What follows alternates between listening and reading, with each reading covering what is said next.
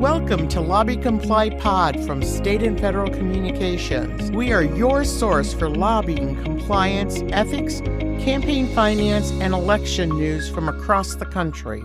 Hello, this is Elizabeth Bartz, President and CEO of State and Federal Communications. Let me transfer you to Joe May, who will introduce this week's podcast.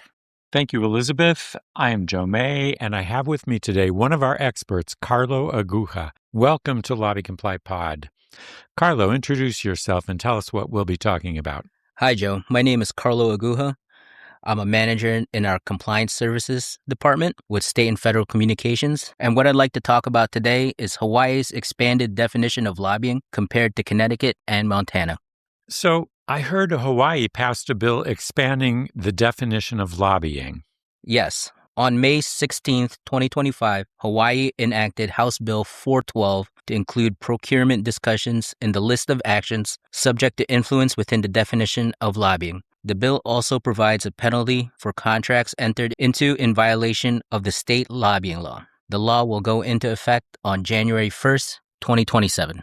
Does every state consider discussions about procurement to be lobbying and require registration or reporting? Jurisdictions handle procurement lobbying differently, whether it's the definition, the registration threshold, or the reporting requirement. Local jurisdictions may even have different lobbying laws than the state they are located in. Certain states like Montana do not consider procurement discussions to fit the definition of lobbying. Montana does not require registration or reporting for executive branch contacts. On the other side of the spectrum, Connecticut considers it lobbying to communicate with any executive branch official for the purposes of influencing administrative action. Administrative action in this case involves contracts, grants, awards, purchasing agreements, or any matter within the jurisdiction of any executive agency. Does falling under the definition of lobbying automatically mean I have to register after the first contact? Currently, Hawaii requires a lobbyist to register once they receive or expect to receive $1,000 or more in compensation in any calendar year, expense $1,000 or more in a reporting period, lobbies for more than 5 hours in a reporting period, or lobbies for more than 10 hours in a calendar year. The newly enacted law did not alter the threshold, and we expect it to be the same with the expanded definition. Connecticut's registration threshold is similar to Hawaii. Connecticut requires lobbyists to register once they have reached a $3,000 threshold in compensation or expenditures related to lobbying.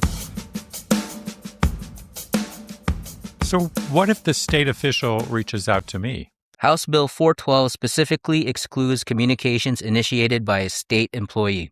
Connecticut also excludes contacts with an agency for informational purposes, regardless of whether the contact is initiated by the private party or the agency. This includes application of agency rules, regulations, or statutes.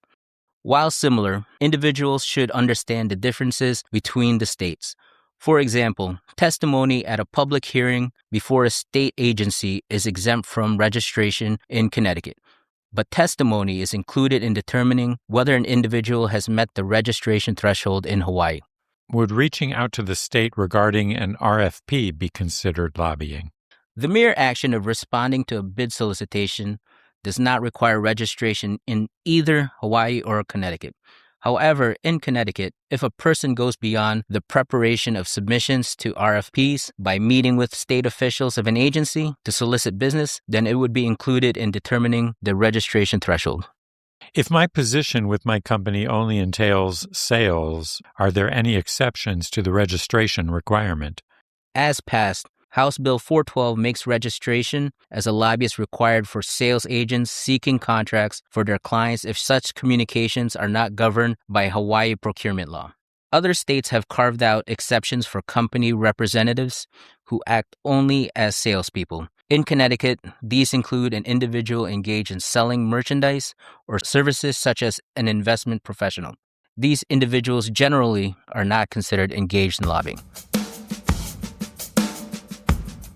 Tell me, is there anything else I should be mindful of if my company reaches out to state officials regarding procurement contracts? While we brushed upon the generalities of procurement lobbying, individuals should be mindful of a state's registration threshold, registration exceptions, and reporting requirements.